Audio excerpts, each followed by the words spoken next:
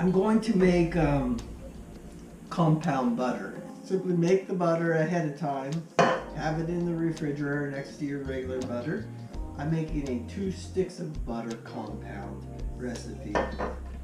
I just start off with some dry basil. Watch your portion control. I don't measure things out.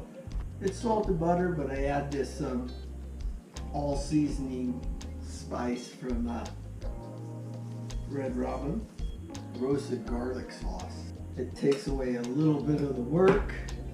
Worcestershire, or as I like to call it, woe sauce, is really good in it. If you put too much in it, it'll turn your butter dark brown or something. So making this for my wife and I, and she's vegetarian, so this is a vegetarian woe sauce. And the big difference is it doesn't have anchovies in it. Anyway, a little of this goes a long ways.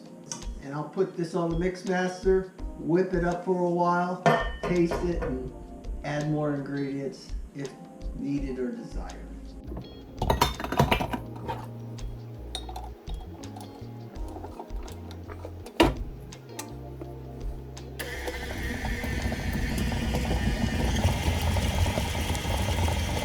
Just let it go for a minute or so. It softens the butter up and ensures a better mixture of all your ingredients.